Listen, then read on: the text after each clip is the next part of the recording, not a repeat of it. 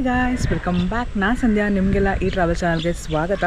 ನಾನು full time ಕೆಲಸ ಮಾಡಿಕೊಂಡು ಫ್ರೀ ಇದ್ದಾಗ ಟ್ರಾವೆಲ್ ಮಾಡ್ತಾ ಇರ್ತೀನಿ. ಆ ಇನ್ಫಾರ್ಮೇಷನ್ನ, ಎಕ್ಸ್ಪೀರಿಯನ್ಸ್ನ, ಅಡ್ವೆಂಚರ್ನ ನಿಮ್ಮ ಜೊತೆ ಈ ವಿಡಿಯೋಸ್ ಮುಖಾಂತರ ಶೇರ್ ಮಾಡ್ತಾ ಇರ್ತೀನಿ. ನೀವೇನಾದರೂ ಟ್ರಾವೆಲ್ ಎಂಥೂಸಿಯಾಸ್ಟಿಕ್ ಆಗಿದ್ದರೆ ಈ ಚಾನಲ್ಗೆ ಸಬ್ಸ್ಕ್ರೈಬ್ ಮಾಡಿ, ಸೊ ನೀವು ಯಾವುದೇ ವಿಡಿಯೋನ ಮಿಸ್ ಮಾಡ್ಕೊಳ್ಳಲ್ಲ. ಈ ಚಾನಲಲ್ಲಿ ಒಂದು ಹೊಸ ಸೆಗ್ಮೆಂಟ್ನ ಮಾಡೋಣ ಅಂತ ಈ ಸ್ಪೇಸಲ್ಲಿ ನಮ್ಮ ಕಲ್ಚರ್ ಆಗಿರ್ಬೋದು, ಫೆಸ್ಟಿವಿಟೀಸ್ ಆಗಿರ್ಬೋದು, ಅದನ್ನೆಲ್ಲ ನಾನು ಎಕ್ಸ್ಪೀರಿಯೆನ್ಸ್ ಮಾಡ್ತಾ ನಿಮಗೆ ತೋರಿಸೋಣ ಅನ್ನೋ ಒಂದು ಪ್ರಯತ್ನ. ಈ ಪ್ರಯತ್ನ ನಿಮಗೆ ಇಷ್ಟ ಆಗುತ್ತಾ ಅಥವಾ ನಿಮಗೆ ಏನು ಅನಿಸುತ್ತೆ ಅಂತ ಕಾಮೆಂಟಲ್ಲಿ ಹೇಳಿ. ಹಾಗೆ ನಿಮ್ಮೂರಲ್ಲಿ ಯಾವ ಥರ ಒಂದು ಯೂನಿಕ್ ಫೆಸ್ಟಿವಲ್ಸ್ ಇದೆ ಅದನ್ನು ನಾನು ತೋರಿಸೋಕ್ಕೆ ಟ್ರೈ ಮಾಡ್ತೀನಿ, ಕಾಮೆಂಟ್ಸಲ್ಲಿ ಹೇಳಿ. ಈ ಸರಿ ನಾನು ನನ್ನ ಊರಾಗಿರೋ ದಕ್ಷಿಣ ಕನ್ನಡ ಕುಂದಾಪುರಕ್ಕೆ ಕರ್ಕೊಂಡ್ಬಂದಿದ್ದೀನಿ. ಈ ದಕ್ಷಿಣ ಕರ್ನಾಟಕದಲ್ಲಿ ಸ್ನೇಕ್ಸ್ಗೆ ಒಂದು ಯೂನಿಕ್ ಪೂಜೆ ಮಾಡ್ತಾರೆ, ಅದನ್ನು ತುಂಬ ಸೇಕ್ರೆಟ್ ಆಗಿ ಬಿಲೀವ್ ಮಾಡ್ತಾರೆ ಕೂಡ. ನಾನು ನಿಮ್ಮನ್ನ ಕರ್ಕೊಂಡ್ಬಂದಿದ್ದೀನಿ ನಾಗಮಂಡಲ ಅನ್ನೋ ಪೂಜೆಗೆ. ಬನ್ನಿ ಇದರ ಆಚರಣೆ ವಿಚಾರಣೆಗಳನ್ನ ತಿಳ್ಕೊಳ್ಳೋಣ. ದಕ್ಷಿಣ ಕರ್ನಾಟಕ ಕುಂದಾಪುರ, ಉಡುಪಿಯಲ್ಲಿ ಸರ್ಪ ನಾಗದೇವರಿಗೆ ಒಂದು ವಿಶೇಷ ಜಾಗ ಇದೆ. ಸಾಕಷ್ಟು ನಾಗವನದ ಪೂಜೆಗಳನ್ನ ಈ ಪ್ರದೇಶದಲ್ಲಿ ನೀವು ನೋಡ್ಬೋದು. ಇಲ್ಲಿ ನಾಗದೇವರನ್ನ ಒಲಿಸ್ಕೊಳ್ಳೋಕೆ ಅಂತಾನೆ ಒಂದು ಪವರ್ಫುಲ್ ಪೂಜೆನ ಹಬ್ಬದ ಥರ ಆಚರಣೆ ಮಾಡ್ತಾರೆ, ಅದೇ ಈ ನಾಗಮಂಡಲ.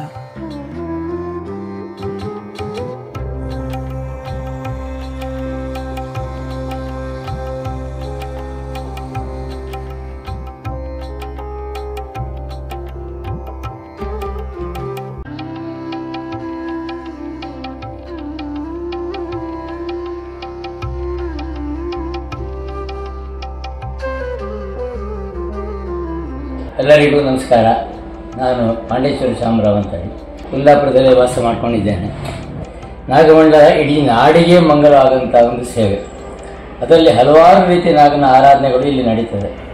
ನಾಗಮಂಡಲ ಸೇವೆಯಲ್ಲಿ 4 ರೀತಿಯ ನಾಗಮಂಡಲಗಳಿರ್ತದೆ. ಅದರಲ್ಲಿ ಹಾಕುವಂಥ ಪವಿತ್ರ ಗಂಟೆಗಳನ್ನು ಹೊಂದಿಕೊಂಡು 4 ವಿಭಾಗ ಮಾಡಿದ್ದಾರೆ. ಇದಕ್ಕೆ ಏಕಪವಿತ್ರ, ಕಾಲು ಮಂಡಲ, ಅರ್ಧ ಮಂಡಲ, ಪೂರ್ಣ ಮಂಡಲ ಅಂತೂ ಕರೀತಾರೆ. ಇದರಲ್ಲಿ ಪ್ರಮುಖವಾಗಿ 3 ಹಂತಗಳಿರ್ತದೆ. ನಾಗಮಂಡಲದಲ್ಲಿ ಪ್ರಥಮ ಬೆಳಿಗ್ಗೆ ಎಲ್ಲ ಆರಾಧನೆಗಳು, ದೈವಿಕ ಆರಾಧನೆಗಳು ಪೂರ್ತಿ ನಡೀತದೆ. ಪೂಜೆ ಪುನಸ್ಕಾರಗಳು ನಡೀತದೆ. ಹಲವಾರು ರೀತಿಯ ಹೋಮಗಳನ್ನು ಬೆಳಗಿನ ವಿಭಾಗದಲ್ಲಿ ಎಲ್ಲ ಧಾರ್ಮಿಕ ವಿಧಿಗಳನ್ನು ವೈದಿಕರು ಮಾಡ್ತಾರೆ. ಮಧ್ಯಾಹ್ನ ಅನ್ನದ ಸಂತರ್ಪಣೆಗಿಂತ ಮೊದಲು ಒಂದು ಪಲ್ಲ ಪೂಜೆ ಅಂತ ನಡೀತದೆ. ಈ ಪಲ್ಲ ಪೂಜೆಯಲ್ಲಿ ನಮ್ಮ ವಿಶಿಷ್ಟವಾದಂಥ ಅಡುಗೆ ಮನೆ ಇರ್ತದೆ. ಒಂದು ಮಡ್ಲಿನಿಂದ, ತೆಂಗಿನ ಗರಿಯಿಂದ ಒಂದು ಕೋಟೆಯನ್ನು ಕಟ್ಟಿ ಅದರ ಮಧ್ಯೆ ಅನ್ನವನ್ನು ಮಾಡಿದಂಥ ಅನ್ನವನ್ನು ಬೇಯಿಸಿ ಅದರಲ್ಲಿ ಹಾಕ್ತಾ ಹೋಗ್ತಾರೆ ಅಡಿಗೆ ಭಟ್ರು. ಇದು ದೊಡ್ಡ ಒಂದು ರಾಶಿ ಆಗ್ತದೆ. ಈ ರಾಶಿಗೆ ಪಲ್ಲ ಅಂತ ಹೇಳ್ತಾರೆ. ನಾಗ ಪಾತ್ರೆಗಳು, ನಾಗನ ಆವೇಶಗೊಂಡು ಪಾತ್ರೆಗಳು, ನಂತರ ಒಂದು ನಮ್ಮ ಅನ್ನಪೂರ್ಣೇಶ್ವರಿಯ ಸಟ್ಟಿಗೆ ಇರ್ತದೆ. ಅನ್ನದ ರಾಶಿಯಲ್ಲಿ ಸತ್ವವಾಗಿ ಹೊಡಿತಾರೆ. ಇದು ಅಕ್ಷಯವಾಗಲಿ, ಯಾರಿಗೂ ಕೊರತೆ ಆಗದಿಷ್ಟು ಅನ್ನ ಇದರಲ್ಲಿ ಉಂಟಾಗಲಿ ಅಂತ ಹೇಳ್ಕೊಂಡು ಅವರು ಹಾಕಿ ಪ್ರಸಾದ ಆಗಿ ಭಯಪಡುವುದು ಬೇಡ. ದುಡ್ಡಿನ ಅನುಕೂಲಪಡಿಸಿಕೊಳ್ಳುವುದು ಸ್ವಲ್ಪ ಜಾಸ್ತಿ ಆಗುವುದು, ಅದಕ್ಕೆಲ್ಲ ಸ್ವಲ್ಪ ಪೂರ್ವ ಸಿದ್ಧತೆ ಮಾಡಿಕೊಳ್ಳಿ. ಆ ಬಗ್ಗೆ ಚಿಂತಿಸುವುದು ಬೇಡ. ಎಲ್ಲ ರೀತಿಯಲ್ಲೂ ಸಾನ್ನಿಧ್ಯದ ಒಂದು ಪ್ರಭಾವದಿಂದ ಮಾಡಿದ್ದು ಯಾವ ರೀತಿಯಲ್ಲೂ ಕೊರತೆ ಆಗದಂತೆ ಅನುಗ್ರಹಿಸಿ ಸಾನ್ನಿಧ್ಯ ಅನ್ನದಾನ ಸೇವೆ ಸಂತೋಷದಿಂದ ಮಾಡಿಸಿಕೊಳ್ಳದೆ ಭಯಪಡುವುದು ಬೇಡ. ಇನ್ನು ನಂತರ ನಡೆಯುವಂಥದ್ದು ಇದರಲ್ಲಿ ಪ್ರಮುಖವಾಗಿ ಅನ್ನದಾನ ಸೇವೆ. ನಾಗಮಂಡಲದಲ್ಲಿ ಇರುವಂಥದ್ದೇ ಅದರ ವಿಶಿಷ್ಟತೆ ಅಥವಾ ವೈಶಿಷ್ಟ್ಯತೆ ಏನಂತ ಹೇಳಿ ಅನ್ನದಾನ. ಯಾರು ಬಂದರೂ ಅವರಿಗೆ ಅನ್ನದಾನ ಇಲ್ಲ ಅಂತ ಹೇಳಬಾರ್ದು. ಆ ರೀತಿಯ ಒಂದು ಪ್ರಮುಖವಾದಂಥ ಅನ್ನದಾನವನ್ನು ಕೈಗೊಳ್ಳುತ್ತಾರೆ. ಇನ್ನು ಸಂಜೆ ಈ ನಾಗಮಂಡಲ ಸೇವೆ ಶುರುವಾಗುತ್ತೆ. ಸಂಜೆಯಿಂದ ಮಧ್ಯರಾತ್ರಿ ತನಕ ಈ ಆಟ ನಡೆಯುತ್ತೆ.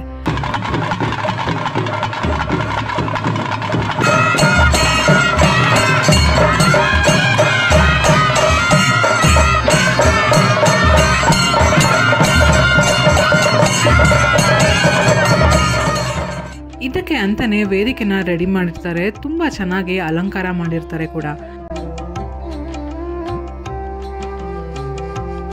ಮಧ್ಯದಲ್ಲಿ ದೊಡ್ಡ ನಾಗಮಂಡಲನ ರಚನೆ ಮಾಡಿರ್ತಾರೆ. ಇದರಲ್ಲಿ 5 ಹೆಡೆ ನಾಗನ ಬಿಡಿಸ್ತಾರೆ. ಅದರ ಸುತ್ತಲೂ 8 ಪವಿತ್ರ ಗಂಟೆಗಳನ್ನ ಬೆಳಚಿಸ್ತಾರೆ. ಇದನ್ನ ಪಂಚವರ್ಣ ಅನ್ನೋ ಪುಡಿಯಿಂದ ಮಾಡಿರ್ತಾರೆ. ನೋಡಕ್ಕಂತೂ ತುಂಬಾ ಕಲರ್ಫುಲ್ ಆಗಿ ತುಂಬಾ ಸುಂದರವಾಗಿ ಕಾಣುತ್ತೆ.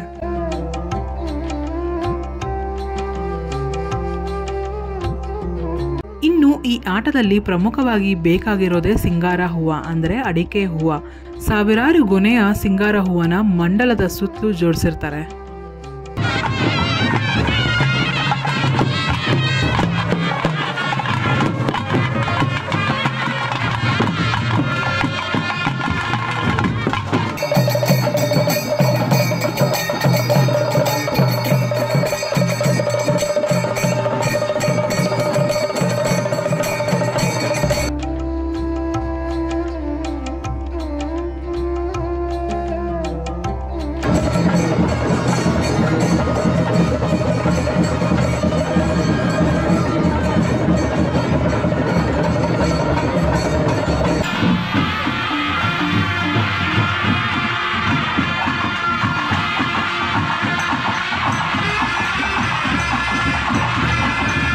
ನಾಗಮಂಡಲದಲ್ಲಿ ಪ್ರಮುಖ ಪಾತ್ರಧಾರಿಯಾಗಿ ನಾಗನನ್ನು ಆವೇಶ ಮಾಡ್ಕೊಳ್ಳೋದಕ್ಕೆ ಅಂತಲೇ ಒಬ್ಬರಿರ್ತಾರೆ. ಅವರನ್ನು ಆವೇಶ ಬರ್ಸಲಿಕ್ಕೆ ಅಂತಲೇ ಈ ವೈದ್ಯ ಬಳಗ ಇರುತ್ತೆ. ಡಮರು, ತಾಳ, ವಾದ್ಯ, ಭಗವಂತನ ಪದ್ಯಗಳನ್ನ ಹಾಡ್ತಾ, ಕುಣಿತ, ರಿದಮಿಕ್ ಆಗಿ ಹೇಳ್ತಾ ನಾಗನ ಪಾತ್ರಧಾರಿಗೆ ಆವೇಶ ಬರ್ಸೋದೇ ಈ ವೈದ್ಯ ಬಳಗದ ಕೆಲಸ ಆಗಿರುತ್ತೆ. ನಾಗ ಸಂದರ್ಶನವನ್ನು ಪ್ರಕೃತಿ ಮತ್ತು ಪುರುಷನ ಆರಾಧನೆ ಅಂತಲೂ ಹೇಳ್ತಾರೆ. ಪುರುಷ ಅಂದರೆ ಈ ನಾಗ ಪಾತ್ರಧಾರಿ, ಪ್ರಕೃತಿ ಅಂದರೆ ವೈದ್ಯ ಬಳಗದಲ್ಲಿರೋ ಸ್ತ್ರೀನೂ ಅಲ್ಲದ ಪುರುಷನೂ ಅಲ್ಲದ ವೇಷ ಧರಿಸಿರೋ ಪಾತ್ರಿ. ಈ ಸಂದರ್ಶನದಲ್ಲಿ ಪ್ರಥಮವಾಗಿ ಈ ವೈದ್ಯ ಬಳಗ ನಾಗ ಪಾತ್ರಧಾರಿಯನ್ನು ಈ ಮಂಡಲದ ಸುತ್ತ ಸುತ್ತಿಸ್ತಾ ಇರ್ತಾರೆ.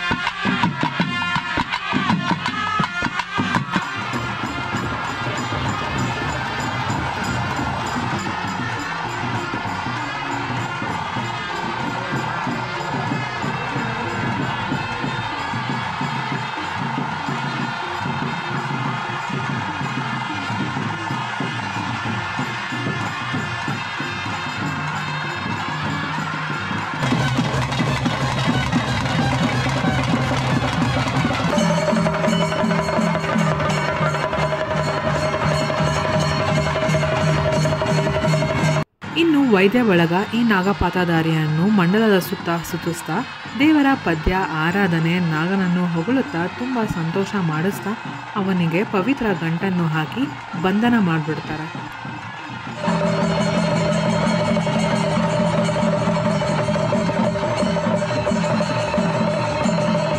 ಗಂಟು ಹಾಕಿದ ನಂತರ ಪುರೋಹಿತರು ನಾಗಪಾತ್ರಧಾರಿಗೆ ಸಿಂಗಾರ ಹೂವು, ನೀರು ಕೊಡ್ತಾರೆ.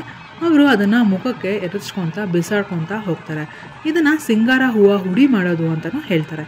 ಹೀಗೆ 4 ದಿಕ್ಕುಗಳಲ್ಲೂ ಅವರು ಹೋಗಿ ಇದನ್ನು ಹುಡಿ ಮಾಡ್ತಾರೆ.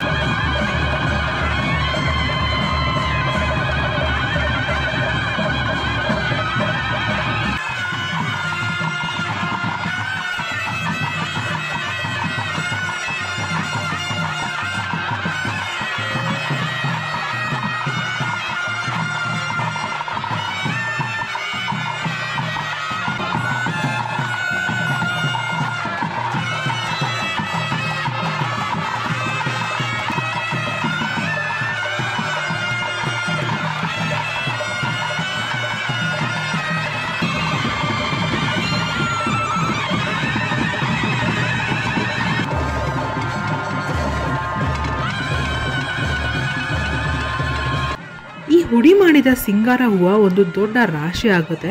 ಅದರ ಮೇಲ್ಗಡೆ ಈ ನಾಗಪಾತ್ರಧಾರಿ ಮಲ್ಕೊಂಡು ಹೊಡ್ಕಾಡ್ತಾರೆ.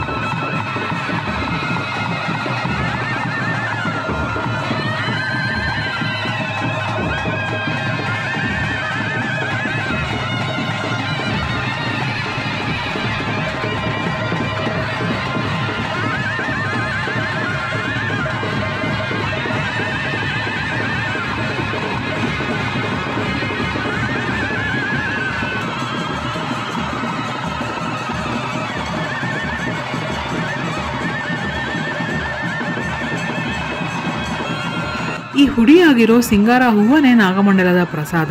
ನಾಗಮಂಡಲ ಅಂದ್ರೇ ನಾಡಿಗೆಲ್ಲ ಒಳ್ಳೆಯದಾಗಲಿ ಅನ್ನೋ ಸೇವೆ. ಮಾಡಿಸಿದವ್ರಿಗೂ ನೋಡಿದವ್ರಿಗೂ ಎಲ್ಲ ಒಳ್ಳೆಯದಾಗುತ್ತೆ.